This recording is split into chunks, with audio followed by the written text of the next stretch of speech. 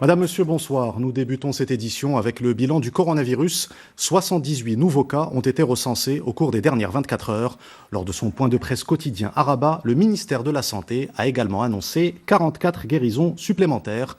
Aucun nouveau décès n'est enregistré. Plus de détails avec Jazia Hammari. 78 nouvelles contaminations au Covid-19 ont été enregistrées au cours de ces dernières 24 heures, ce qui porte le nombre total des cas d'infection dans le royaume depuis le début de l'épidémie à 8302. Concernant ces 78 nouveaux cas, 30 ont été enregistrés dans la région de Marrakech-Safi, 28 dans la région Rabat-Salé-Kenitra, 10 pour Casablanca-Stade. La région Tanger-Tétouan-El-Hoceïma a recensé 4 cas. La région Bni Mellel-Khnefra dénombre 2 nouvelles contaminations. L'Oriental enregistre 2 nouveaux cas. Fes Meknes 1 cas et la région Glmim-Ouednoun 1 cas.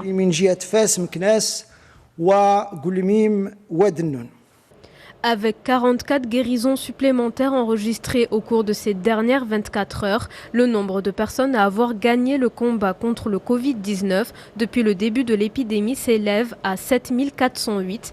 Aucun nouveau décès n'a été enregistré. Aucun nouveau décès n'a été enregistré au cours de ces dernières 24 heures. Le nombre total de décès reste inchangé, 208 morts depuis le début de l'épidémie, soit un taux de létalité de 2,5%.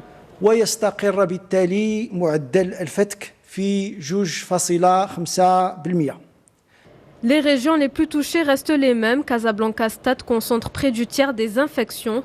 Au cours de ces dernières 24 heures, plus de 16 600 cas suspects ont été écartés après avoir été testés négatifs au nouveau coronavirus.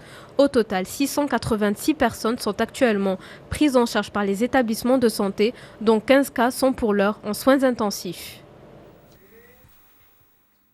Et lors d'un webinaire pour les professionnels de la santé et de la presse, le ministre de la Santé a affirmé que le Maroc a eu raison de maintenir le protocole thérapeutique à base de chloroquine. Khalid Ait Taleb souligne que le Maroc est resté attaché à sa décision initiale, dont la pertinence a été démontrée, rappelant que la chloroquine a un effet très positif dans le traitement du Covid-19. Lors de ce webinaire, le ministre de la Santé a également précisé que le nombre de dépistages du coronavirus au Maroc a dépassé les 17 500 par jour dans 24 laboratoires nationaux. Une vaste campagne de dépistage du Covid-19 est d'ailleurs menée au profit de l'ensemble des salariés du groupe Almada. L'objectif est de préserver la santé des collaborateurs du groupe et de leurs familles et de préparer un retour progressif à la normale. Reportage à Casablanca de Fatih Al-Shab et Aziz Majid, le récit de Jazia Hammari. Distanciation et port du masque n'étaient pas suffisants pour que ses collaborateurs du groupe Almada puissent reprendre le chemin du bureau en toute sécurité. Et pour cause, la holding a décidé de prendre plus de précautions en lançant une vaste campagne de dépistage du nouveau coronavirus.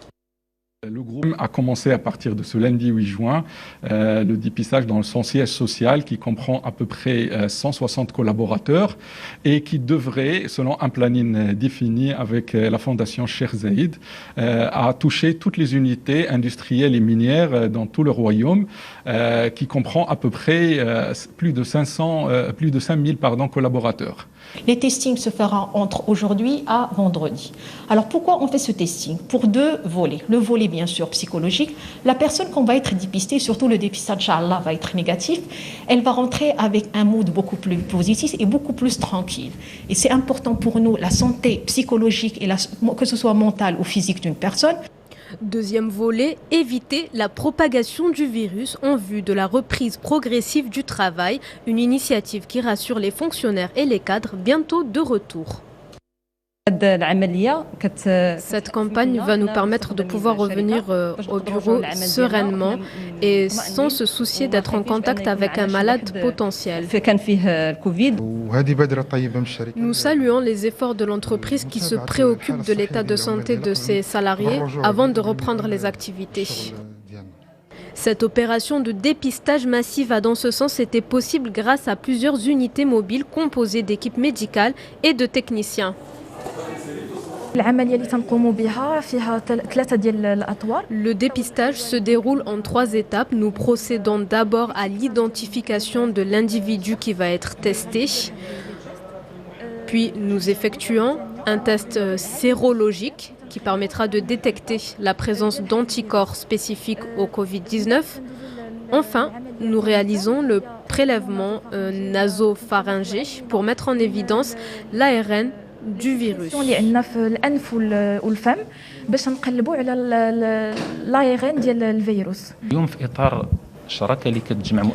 Grâce à ce partenariat, ce sont 2000 personnes qui bénéficieront de cette campagne de dépistage. En effet, ce lundi, 2000 personnes seront testées à Casablanca, El Jadida, Nador et Oujda. L'opération se poursuivra de manière progressive à travers le royaume et vise au total plus de 47 400 collaborateurs du groupe. Une campagne de dépistage est également menée à la Confédération générale des entreprises du Maroc. Les équipes du ministère de la Santé ont effectué aujourd'hui des tests au siège de la CGEM à Casablanca. L'occasion pour la Confédération de rappeler l'importance de l'adhésion des entreprises aux opérations de dépistage afin de garantir une reprise sereine de l'activité économique. Reportage Iman Warqa et Mohamed Najib, le récit de Mehdi Boukhari. Le dépistage massif, un prérequis pour une reprise économique sereine. Une opération de test qui a concerné aujourd'hui les 47 collaborateurs de la CGEM. Même son président et son vice-président se sont également prêtés au jeu. Donner l'exemple aux entreprises et les inciter à s'inscrire à cette large campagne de dépistage. Nous avons jusqu'à présent près de 255 000 salariés qui se sont inscrits. Et je saisis l'occasion pour inviter les entreprises du secteur privé qui ne se sont pas encore inscrites à le faire dans les plus brefs délais. Je tiens aussi à les rassurer par rapport à la prise en charge des tests qui est toujours à l'étude.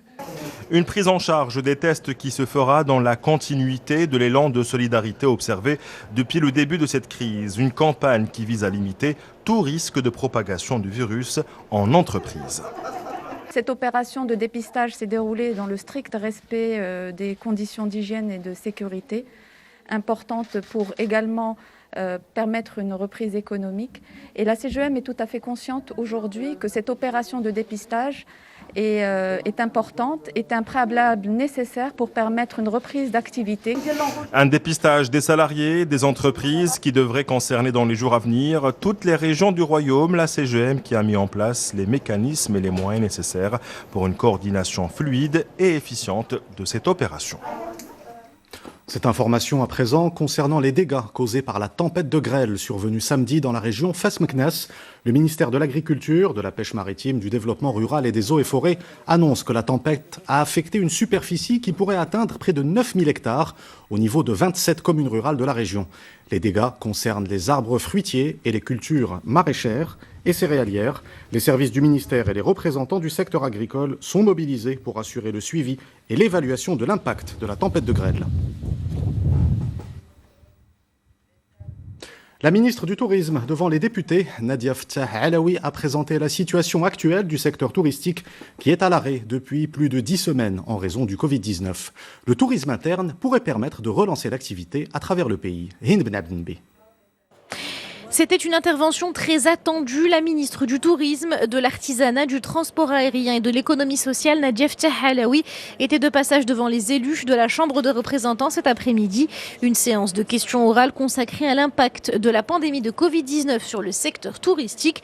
Au niveau mondial, le marché du tourisme devrait perdre plus de 80 milliards de dollars et enregistrer une baisse de 60 à 70% en 2020, d'où l'urgence de mettre en place un programme de relance intégré. Ce programme comprend 3 axes. Le premier est la préservation des emplois et des compétences des salariés du secteur. Le deuxième est la relance du secteur touristique avec un focus sur le tourisme national dans un premier temps. Le troisième axe est celui de la mise en place d'une offre de qualité qui réponde aux attentes des touristes. Un accent mis sur le tourisme national qui a également largement souffert de la crise sanitaire. De manière globale, au Maroc, le secteur touristique a enregistré une baisse de 45% sur les 4 premiers mois de l'année et des nuitées en baisse de 43%. En revanche, les résultats positifs des mois de janvier et de février ont permis de relativiser cette baisse, avec une baisse des revenus touristiques de 15% durant les 4 premiers mois de 2020, en sachant que l'activité touristique a connu un arrêt quasi total durant les mois de mai et le début du mois de juin, avec 95% des hôtels et des établissements d'hébergement touristique qui sont fermés à cause de la crise sanitaire.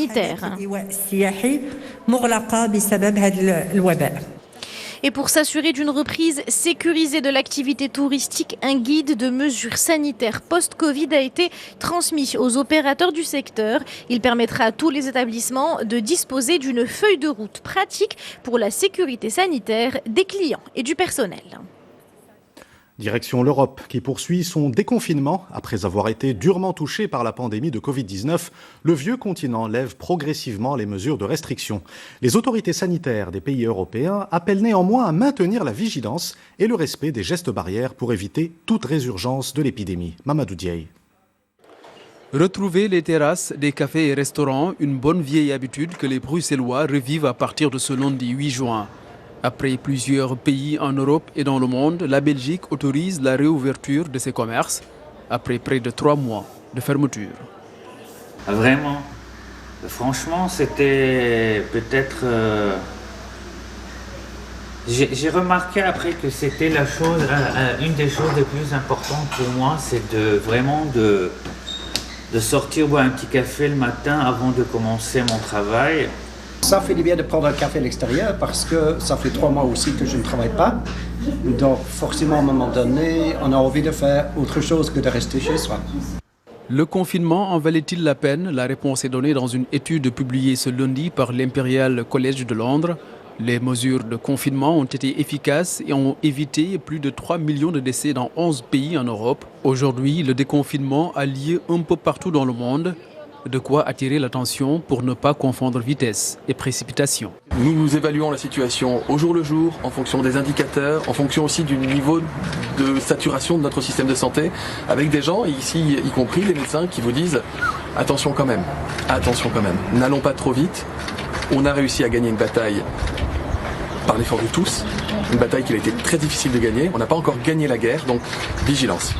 Au Brésil, devenu le nouvel épicentre de la pandémie du Covid-19, la publication du bilan journalier continue de susciter la polémique.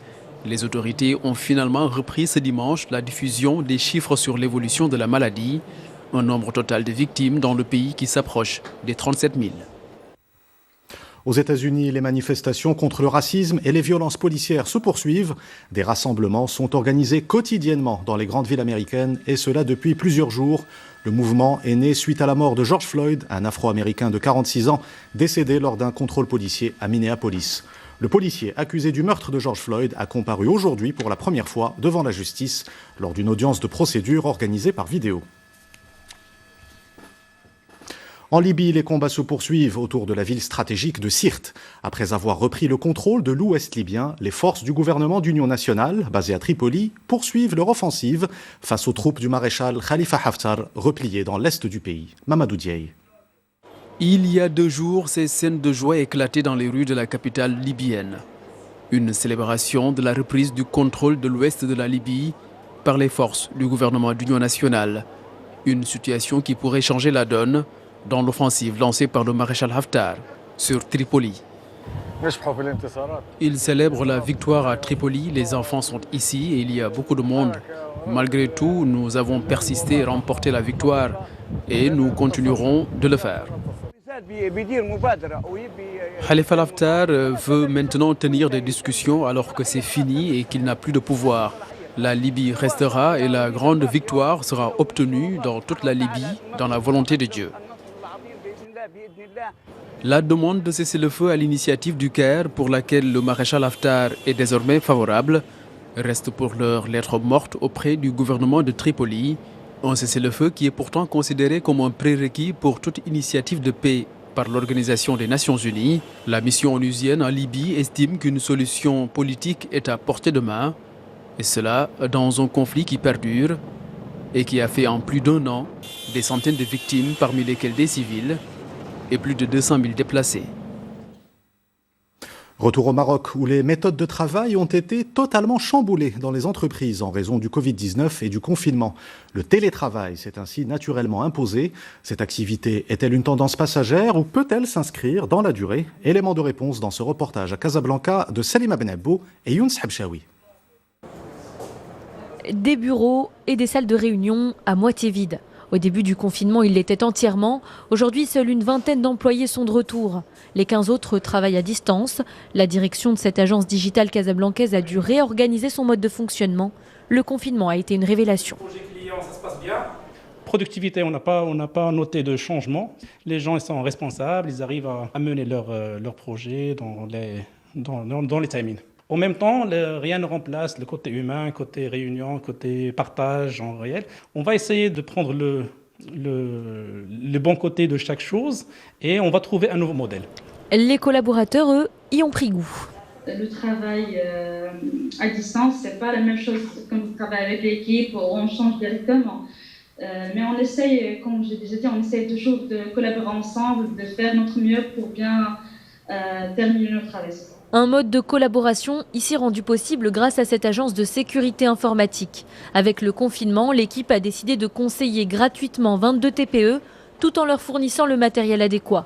Une fois installé dans l'entreprise, ce boîtier d'une dizaine de kilos permet aux télétravailleurs de se connecter au serveur interne de la société. Il y en a beaucoup qui ont répondu, plus d'une centaine qui ont répondu, mais donc on a ciblé que les TPE qui ont déjà un système d'information qui nécessite un accès à leurs collaborateurs. Donc c'est principalement, nous on a mis en place une solution technique dans les locaux des TPE pour qu'ils puissent continuer à produire malgré le confinement, etc. Tendance passagère ou phénomène durable? Cette étude menée par un cabinet casablancais de solutions en ressources humaines s'est penchée sur la question. Les 1000 personnes sondées ont pratiqué le télétravail ces dernières semaines. 90% d'entre elles se considèrent comme plus efficaces. 75% souhaitent adopter ce mode de collaboration de manière régulière, bien que plus de la moitié annoncent une charge de travail plus importante.